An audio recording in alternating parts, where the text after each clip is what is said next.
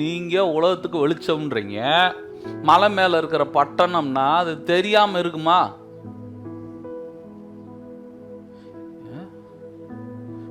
எப்படின்னா எல்லா பக்கமும் கரண்ட் போயிருச்சுன்னு வச்சுக்கோங்க, எந்த வீட்டில் லைட் ஏறுது அந்த வீடு மட்டும் தெரியாமல் இருக்குமா? அப்போ எல்லாருக்கும் தெரியும், நம்ம வீட்டில் இருட்டு, அந்த வீட்டில் என்னது லைட் எரியுது அப்படின்னா அவர் கேட்குறாரு, ஓ வீட்டில் லைட் எரியுதுன்னு எல்லாருக்கும் தெரியுமா? தெரியும். 6 மணிக்கு போடுற லைட்டை சொன்னீங்களா? நீங்க சொன்ன பாயிண்ட் அவர் அதைத்தான் பேசுறாரு. 6 மணிக்கு போட்டு விடுவேல்ல, அந்த லைட்டை சொல்லல. அவர் என்ன லைட்ன்றாரு பாருங்க. 16, இவ்விதமாய் நல்ல கிரியைகளை கண்டு பரலோகத்தில் இருக்கிற உங்கள் பிதாவை மகிமைப்படுத்தும்படி. பாத்தீங்களா, உங்க வெளிச்சம் அந்த நபருக்கு முன்னாடி பிரகாசிக்கணும்னு தான் உனக்கு வெளிச்சத்தை கொடுத்தேன். உங்கள் நற்கிரியைகளை கண்டு, என்னத்தை கண்டு? உங்களுடைய கிரியைகளை அவங்க என்ன பண்ணுவாங்க? பார்க்கறாங்க. நல்ல கிரியைகளை பார்க்கறாங்க. பார்த்துட்டு அவங்க தேவன் என்ன பண்ணுவாங்களாம்? எப்பா உண்மையில இயேசுதாப்பா ஆண்டவர், பாரு எப்படி கிரியை செய்யறாங்கன்னு அப்படின்னு கண்டு, மனுஷருக்கு முன்னாடி, பின்னாடி இல்ல, மனுஷருக்கு முன்னாடின்றார். உங்க லைட் எங்க பிரகாசிக்கணும் தெரியுங்களா? மனுஷனுக்கு சொல்லுங்க, மனுஷனுக்கு முன்னாடி.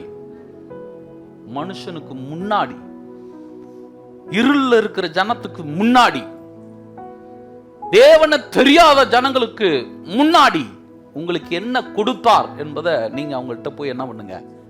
காட்டுங்க. நம்ம சொல்லிக்கிட்டு இருக்கிறோம், காட்ட சொன்னார். சொல்றது வேற, காட்டுவார். இப்போ என்கிட்ட செல்போன் இருக்கு அப்படின்னு சொல்றது இருக்குதான பாஸ்டர்? அப்படி சொல்லலை, இதோ அப்படின்றதுக்கு பேர் தான் காட்டுறது. இப்போ நம்ம என்ன பண்றோம்? அவர் சொல்ல சொன்னாரா, காட்ட சொன்னாரா? கேட்கல. காட்டுனீங்களா? காட்டித்தான் பாஸ்டர் வந்திருக்கேன். அவர் சொல்றாரு, மனுஷனுக்கு முன்னாடி.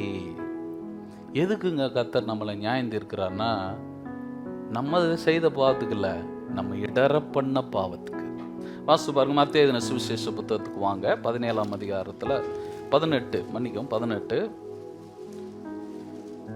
4ஆம் வசனம், இல்ல 3 18:3. நீங்கள்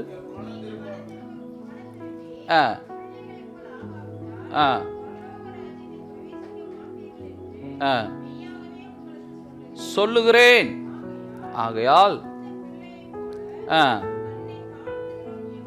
தன்னை தாழ்த்துகிறவன் எவனோ பெரியவனாயிருப்பான்.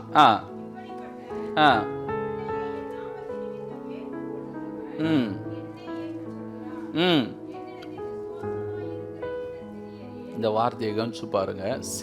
சிறியர்ன்ற வார்த்தை தேவனை அறியாதவர்களை காட்டுது.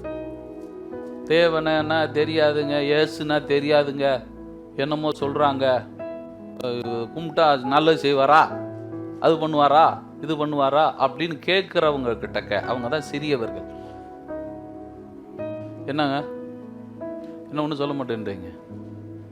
ஒரு அப்பா பிள்ளைன்ற உறவு இல்லாம எனக்கு ஏதாவது செய்வியா அப்படின்னு கேட்கறவங்க தான் சிறியவர்கள். ஒரு அப்பா பிள்ளைன்ற உறவுல அப்பா இதை செஞ்சாதான் பிள்ளை நன்மை செய்யுமா?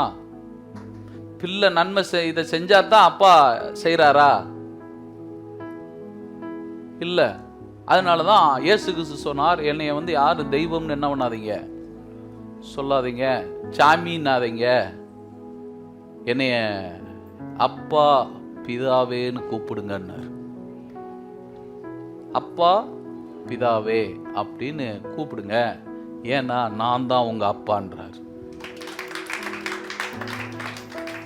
அப்பா ஒரு உறவுக்கு அழைக்கிறார்.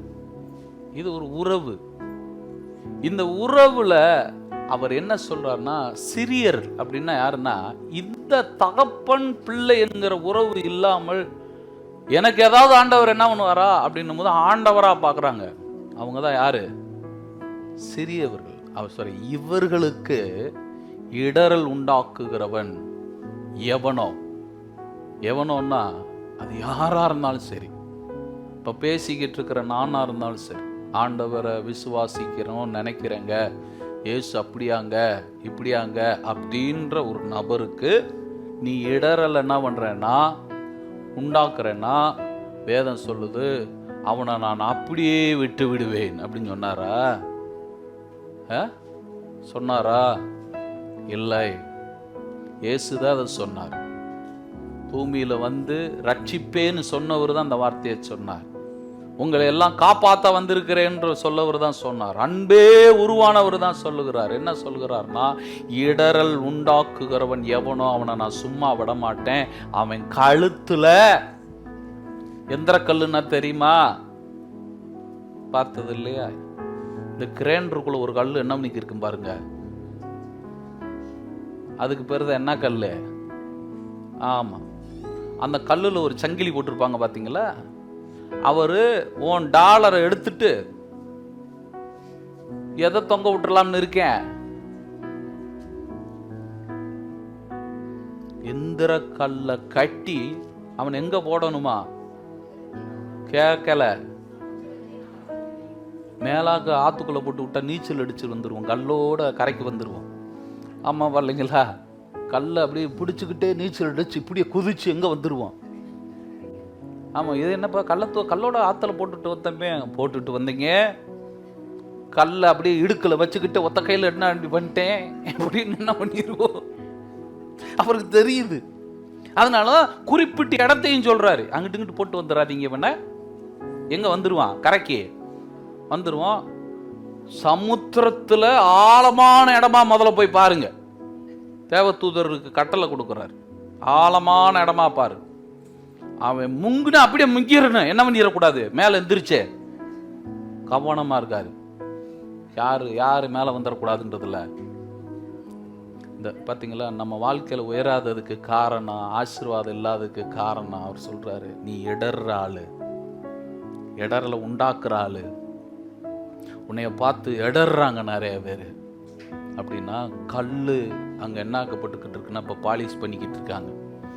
தேவதூதர்கள் என்ன பண்ணிக்கிட்டு இருக்காங்க? அப்படியே பாலிஷ் பண்ணிக்கிட்டு இருக்கிறாங்க. இந்திர கல்லுன்னாரே, சாதா கல்லை கொண்டு வரக்கூடாதுன்னு இந்திர கல்லுன்னா பாலிஷ் பண்ண கல். அப்படியே பெரிய கல்லை அப்படியே உடைச்சு அப்படியே கிரைண்டருக்கு தகுந்த மாதிரி மாட்டுவாங்க இல்லையா, அந்த கல்லை இப்போ என்ன பண்ணிக்கிட்டு இருக்கேன்றாரு. யாருக்காக?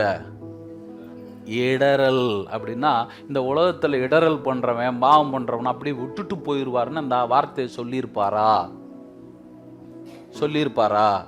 சொல்லியிருக்க மாட்டார்.